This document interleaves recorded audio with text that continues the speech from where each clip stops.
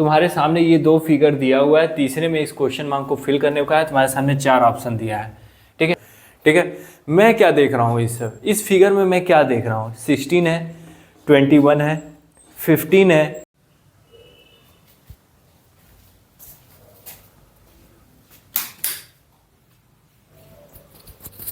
Hello hello hello my dear friends, good morning to all. सबको सबको good morning. और अभी हम थोड़ी देर में आपको दिखेंगे, चिंता ना कीजिए। Good morning my dear friends, welcome welcome welcome, सबका बहुत बहुत वेलकम है।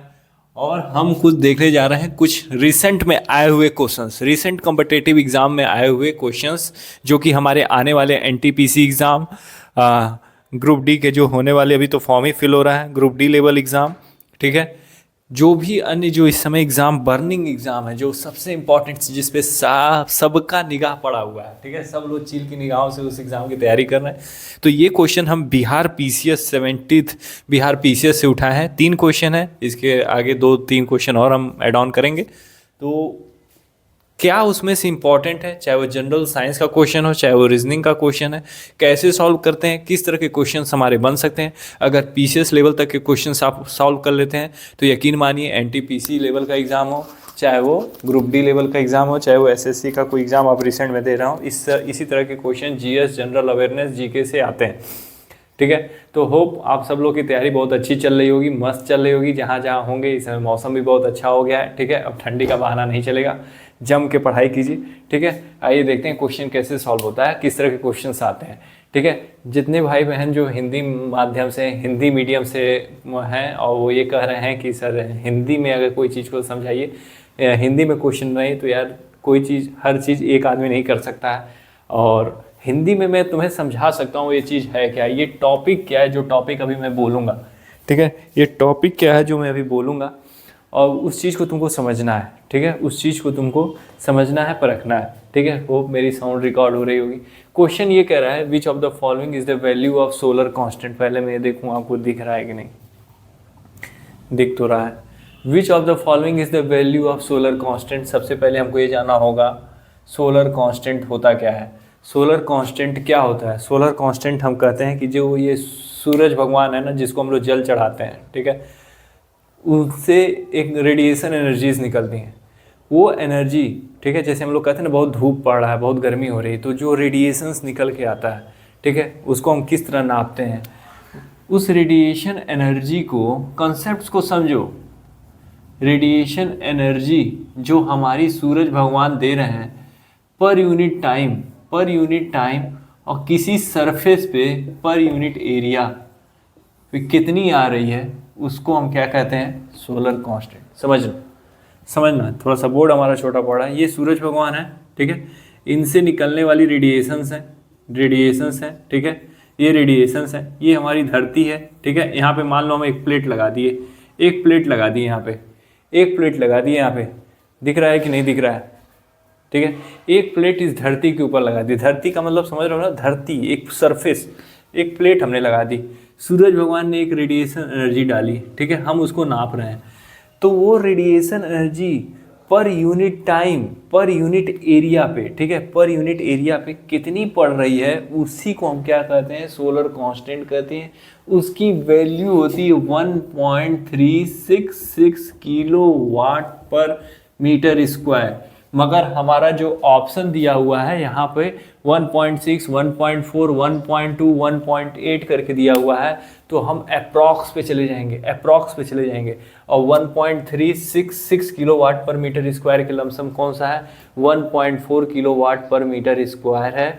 ठीक है, ये एक फिजिक्स का एक सबसे इम्पॉर्टेंट क्वेश्चन है। ठीक है, ये रिन्यूएबल एनर्जी से उठाया गया क्वेश्चन है, जिसको आपको पढ़ना चाहिए, क्योंकि बेसिकली अगर आप पढ़ते हैं, एनसीईआरटी उठाते हैं और सरसरी निगाह से आप आगे बढ़ जाएंगे, तो इस तरह के क्वेश्चन आपसे छूट सकते हैं। इसीलिए इसको मैंने इम्पॉर्टेंट समझ के आपको एक चीज़ क्वेश्चन बताई है। आपको अच्छा लगे तो इस क्वेश्चन को ज़रूर तैयार करें। ठीक है, आपको मिलेगा रिन्यूएबल एनर्जी के चैप्टर में। ठीक है, जो बेसिकली हम लोग छोड़ के चलते हैं, जैसा लगता है कि हमको आता ही आता है। एक फ्यूल सेल पूछ लिया जाए तो फ्यूल सेल आप शायद ना बता पाएँ। दूसरा क्वेश्चन सही देखते हैं, इलेक्ट्रिसिटी चैप्टर से ये क्वेश्चन है। इलेक्ट्रिसिटी से क्वेश्चन है, डायरेक्ट वो टॉपिक ना कह के आपके सामने देखिए क्वेश्चन कैसे लिखा हुआ है, क्वेश्चन ये कैसे लिखा हुआ है इस चीज़ को आप समझें। डायरेक्ट उसने टॉपिक नहीं लिखी हुई है, क्या लिखा है आपके दिख रहा होगा, which of the following is the resistance of the wire. Question क्या कह रहा है, which of the following is the resistance of the wire. Wire का रेजिस्टेंस कौन डिफाइन करता है इसमें, वायर का रेजिस्टेंस कौन डिफाइन करता है इसमें। कुछ लोग को लग रहा होगा ये क्या चल रहा है, ठीक है, कुछ लोग को लग रहा होगा क्या चल रहा है, मैथ का चैनल का नाम मैथ रख के क्या क्या कर रहे हैं। ठीक है, देखो यार कुछ इसमें मेरे दोस्त हैं जो यूनिवर्सिटी के भी लड़के हैं, ठीक है, उन्होंने कहा कि सर आप मैथ तो डाल रहे हैं मगर हमें कुछ ऐसी चीज़ बताइए जो हम तैयारी कर रहे हैं उसमें यूज़फुल हो पाए, अगर आप बता पाएँ तो। मैंने उनसे कहा कि क्यों नहीं बता लेंगे। ठीक है, बेसिकली मेरा जो मेरा स्ट्रॉन्ग टॉपिक है मैथ रीजनिंग हम कर सकते हैं, ये भी है, मगर एक टेक्निकल आदमी, एक इंजीनियर आदमी वो कितना लेवल तक आर्ट साइंस को समझ सकता है। ठीक है, वो बस एग्ज़ाम को क्रैक करने भर का नॉलेज रखता है। तो मैंने कहा कि ठीक है, general science general awareness question किस तरह के बनते हैं, किन क्वेश्चनों पे हम बना सकते हैं, हम तुम्हारी मदद करेंगे। तो इसीलिए मैंने चैनल के ऊपर इन सब चीज़ों की भी पहल की है कि जो ये इस समय एग्ज़ाम चल रहा है ना, रेलवे का एग्ज़ाम चल रहा है और जो भी अन्य एग्ज़ाम इस समय एक्साइज कांस्टेबल मध्य प्रदेश में है, वो बहुत अच्छा वैकेंसी है एक्साइज कांस्टेबल मध्य प्रदेश का। तो आप लोग उनकी तैयारियाँ करें, ठीक है, जिसमें ये सब तरह के क्वेश्चन आते हैं, जिसमें इस तरह के क्वेश्चंस आते हैं। मेरे यार आपकी तैयारी, आपका लक्ष्य बहुत इंपॉर्टेंट है, ठीक है, उस चीज़ पे ध्यान रखें बजाय इसके कि क्या चीज़ आप देख रहे हैं। Which of the following is the resistance of the wire. Resistance of the wire, her wire का एक रेजिस्टेंस होता है। रेजिस्टेंस क्या होता है, रेजिस्टेंस क्या होता है, V क्या होता है, I क्या होता है, पोटेंशियल डिफरेंस क्या होता है, करंट क्या होता है। ये एक चैप्टर है जिसको बहुत अच्छे से समझना चाहिए, तभी इस तरह के क्वेश्चंस हमारे बनते हैं, तभी हमारे इस तरह के क्वेश्चंस बनते हैं। ठीक है, तो ये देखो, ये बेसिकली ये जो क्वेश्चंस है ना, ये एक टॉपिक से निकल के आता है जिसका नाम है ओम्स लॉ, जिसका नाम है ओम्स लॉ। अगर ओम्स लॉ का डिफिनेशन आपको पता है तो आप इस क्वेश्चन का आंसर दे पाएंगे, इस क्वेश्चन का आंसर दे पाएंगे। Resistance is equal to potential difference divided by current. Resistance is equal to potential difference divided by current. अब resistance is equal to potential difference divided by current आपको कहाँ दिख रहा है, इसमें नहीं दिख रहा है, इसमें नहीं दिख रहा है। Potential difference current upon potential difference से गलत है, डिवाइडेड बाई 2 किया है। अब कुछ लोग इसको भी देख के टिक मार देंगे, बल्कि वो गलत हो जाएगा। करंट अपॉन पोटेंशियल डिफरेंस है, अगर आपको फॉर्मूला गलत हुआ, आपका फॉर्मूला आपका मिसमैच हुआ तो आप धो बैठेंगे क्वेश्चंस को। एक एक सीट पे 3-3 हज़ार लोग तैयारी कर रहे हैं, 4-4 हज़ार लोग की तैयारी है। ठीक है, अब कुछ लोग सेफ जोन खोज रहे हैं कि what is the safe zone for filling this form, that form, ले फॉर्म, वो फॉर्म। ठीक है, तो यार सेफ जोन अगर तुम देख रहे हो तो तुम्हारा पड़ोसी भी तो सेफ जोन ही देख रहा है। ठीक है, सब जाके एक जगह सेफ जोन को डेंजरस जोन बना दोगे। ठीक है, तो ये ऐसा ना करो, तुम अपनी तैयारी को सेफ करो, जोन सारे सेफ हैं। ठीक है, एक बात याद रखना, क्योंकि अपनी तैयारी अगर सही है तो सारे जोन सेफ हैं, अपनी तैयारी नहीं सेफ है तो कोई जोन सेफ नहीं है। ठीक है, कोई जोन सेफ नहीं है। तो रेजिस्टेंस ऑफ द वायर क्या होगा, पोटेंशियल डिफरेंस अपॉन करंट। और ये किसका फॉर्मूला होता है, ये फॉर्मूला होता है ओम्स लॉ का, ये होता है ओम्स लॉ। ठीक है, अब बेसिकली मैं चैप्टर पढ़ाने नहीं बैठा हूँ, मैं क्वेश्चन सॉल्व कर रहा हूँ कि किस तरह के क्वेश्चंस आते हैं, मैं बता रहा हूँ, ये बताने का काम है मेरा। तो ठीक है, तो मैं इन चीज़ों को छेड़ नहीं रहा हूँ।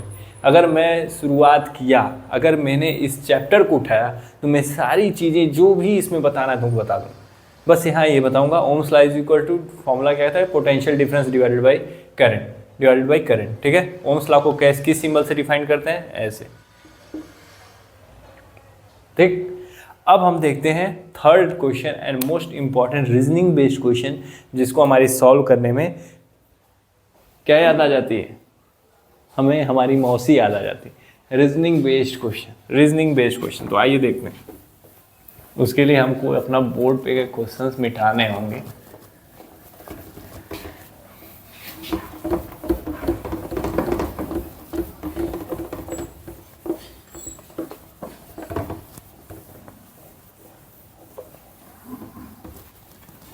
देखो क्वेश्चन क्या कह रहा है, क्वेश्चन हमारे सामने देखो, फिल द क्वेश्चन मार्क। अब ये देखो क्वेश्चन मार्क कहाँ दिया हुआ है, पहले ये देखो कि क्वेश्चन मार्क तुम्हें दिया हुआ है यहाँ पे, इस जगह पे क्वेश्चन मार्क बना हुआ है मेरे यार। तुम्हारे सामने ये 2 फिगर दिया हुआ है, तीसरे में इस क्वेश्चन मार्क को फिल करने का है, तुम्हारे सामने 4 ऑप्शन दिया है। ठीक है, रीजनिंग का क्वेश्चन है। इस क्वेश्चन को कैसे करेंगे, सबसे पहले इस क्वेश्चन को सॉल्व करना है तो आपकी प्रैक्टिस होनी चाहिए, क्योंकि ये हर किसी का स्किल अलग अलग है, वो हर अलग तरीके से सोचेगा। ठीक है, मैं क्या देख रहा हूँ इस फिगर में, मैं क्या देख रहा हूँ, 16 है, 21 है, 15 है, 10 है, ठीक, 36 है, अच्छा 16, 21, 15, 10। फिर मैं ऑप्शन देख रहा हूँ 22, 36, 18, 20, 22, 36, 18, 22। ठीक है, ये किसी भी तरीके से मल्टीप्लिकेशन और डिवीज़न से तो नहीं होने वाला है, किसी भी तरीके से फ्रैक्शन बन जाएगा, कहीं को किसी से डिवाइड करने जाएंगे तो। ठीक है, अगर मेरे पास डिवाइड करने का दिमाग आया तो 15 और 10 को डिवाइड करेंगे 5 से, मगर और सब तो कटेगा नहीं ना, फ्रैक्शन बन जाएगा। अगर कोई किसी से कट भी रहा होगा तो फ्रैक्शन बन जाएगा, फुली डिवाइड नहीं होगा। तो ना इसमें डिवाइड यूज़ होने वाला है, और ऑप्शन देख के हमको ये तो नहीं लग रहा कि यहाँ मल्टीप्लिकेशन भी यूज़ होगा। ठीक है, तो ये 2 चीज़ तो ख़त्म हो गई, मतलब मुझे ऐड और सब्ट्रैक्ट का यूज़ करना है। ठीक है, ऐड और सब्ट्रैक्ट का यूज़ करना है। अच्छा ठीक है, ऐड और सब्ट्रैक्ट का यूज़ करना है। अब कैसे ऐड और सब्ट्रैक्ट यूज़ करें, देखो क्या चीज़ इसमें कॉमन दिख रही है तुमको। देखो यहाँ पे क्या है, 36 है, यहाँ पे क्या है, 36 है। दूसरे में देखो उसी तरह 7 है, 10 है, 13 है, 10 है, किसी भी तरह डिवाइड मल्टीप्लिकेशन है उन्हें, 16 है, यहाँ पे 64 है, यहाँ पे 16 है, यहाँ पे 36 है। यहाँ मतलब 36 क्या है, 6 का स्क्वायर, 16 क्या है, 16 is the 4 of square, and 64 is what, 88 का स्क्वायर। ठीक, मतलब इसका स्क्वायर कर रहे हैं तो 36 आ रहा है, इसका स्क्वायर कर रहे हैं तो 16 हो रहा है, इसका स्क्वायर कर रहे हैं तो 64 हो रहा है। अब ये देखो यहाँ पे क्या करना है कि ऐसा हम क्या करें, ठीक है, ऐसा हम क्या करें कि हमें टेबुलर फॉर्म को हम फिल आउट कर पाएँ, टेबुलर फॉर्म को हम फिल आउट कर पाएँ। ठीक है, तो ऐसा हम क्या करना चाहिए, ये देखो यहाँ पे 16 दिया हुआ है, यहाँ पे 21 दिया है, यहाँ 15 दिया है, इन दोनों को क्या आपस में कुछ करके 36 ला सकते हो। 16, 21, 10, 15 को क्या जोड़ के घटा के, बहुत ध्यान से समझना पड़ेगा इसको, 16, 21, 15, 10 को क्या ऐसा करें कि 36 आ पाए। किसी भी एंगल से हमको नहीं लग रहा है कि हम 36 ले आ पा रहे हैं, क्योंकि अगर 16 को 15 से माइनस कर रहे हैं तो क्या रहा है, 1 आ रहा है। कुछ भी सोचना नहीं है कि कुछ भी सोच रहे हैं, ऐसे नहीं होगा। ठीक है, उस चीज़ का कंसेप्ट है, पहले बस मैं तुम्हें एक बता दे रहा हूँ, एक ब्रॉड एरिया कि हम क्या क्या कर सकते हैं। 21 आ रहा है, अब 21 में से हम ये क्या कर रहे हैं, 25 आ रहा है, 25 आ रहा है, 25 क्या है, 5 का स्क्वायर है। फुलफिल हो पा रहा है, 36 हो पा रहा है, नहीं हो रहा है, 36 नहीं हो पा रहा है। अब देखो मतलब ये चीज़ हमारी फेल हो गई, ये चीज़ हमारी फेल हो गई। 16 है, 21 है, 21 में से 16 घटाओ, 11 में से 6 गया 5, बाकी 0 गया, 5 आ गया। 21 में से 16 घटाया, 5 आ गया। अब हम ऐसा क्या करें कि 6 हो जाए, 1 ऐड कर देंगे तो क्या हो जाएगा, 6, और 6 का स्क्वायर करेंगे तो क्या आएगा, बहुत बढ़िया क्वेश्चन, 6 का स्क्वायर करेंगे तो क्या आएगा, 36, 6 का स्क्वायर करेंगे तो क्या आएगा, 36। पीसीएस लेवल का रीजनिंग बेस्ड क्वेश्चन है, प्रैक्टिस से आएगा गुरु। अब जैसे इसको इसमें से घटाया ना, उसी तरह इसको इससे घटा दो, 10 में से 7 माइनस कर दो, आएगा 3, इसमें +1 करो, ये होगा 4, उसका स्क्वायर करोगे तो क्या आएगा, 16 आ गया। अब यहाँ पे देखो वैल्यू ही नहीं दी हुई है तो तुम करोगे क्या, यहाँ पे वैल्यू ही नहीं दी है तो करोगे क्या। ठीक है, मगर तुम्हारे पास 64 है, 15 है, 8 का स्क्वायर क्या होता है, 64, 8 का स्क्वायर होता है क्या, 64। अच्छा 4 का स्क्वायर किए 16 आया, मगर ये 4 कैसे आया, उसमें 3 में 1 जोड़े हैं तब 4 हुआ है, 3 में 1 जोड़े हैं तो 4 हुआ है। ठीक है, डायरेक्ट 4 का स्क्वायर नहीं करना है, डायरेक्ट 8 का स्क्वायर नहीं करना है, हम ऐसा क्या जोड़ें कि 8 आए और हम उसका स्क्वायर करें। हम यहाँ पे क्या करेंगे, 7 लिखेंगे, उसमें +1 करेंगे तो 8 होगा, और जिसका स्क्वायर करेंगे वो वैल्यू 64 होगी। सोचो, सोचोगे तो रीजनिंग बनेगी, नहीं सोचोगे तो रीजनिंग नहीं बनेगी। ठीक है, बहुत कॉमन सी चीज़ है। अब यहाँ पे 7, यहाँ पे 3, यहाँ पे 5 कैसे आया, इसको इससे माइनस किए हैं, इसको इससे माइनस किए तो यहाँ 5 है, इसको इससे माइनस किए तो 3 है, तो यहाँ से यहाँ क्या माइनस करें कि हमारा 7 आ जाए। तो 15 में 7 जोड़ के देखो मेरे लाल 15 में 7 जोड़ोगे तो क्या आएगा 22 आएगा। इसका मतलब 22 में से जब तुम 15 माइनस करोगे तो 7 आएगा, उसमें 1 ऐड करना तो 8 होगा, जिसका स्क्वायर करोगे तो 64 होगा। मतलब तुम्हारी यहाँ वैल्यू क्या होनी चाहिए, यहाँ वैल्यू तुम्हारी 22 होगी, जो कि ऑप्शन ए है। मज़ा आया रीजनिंग क्वेश्चन?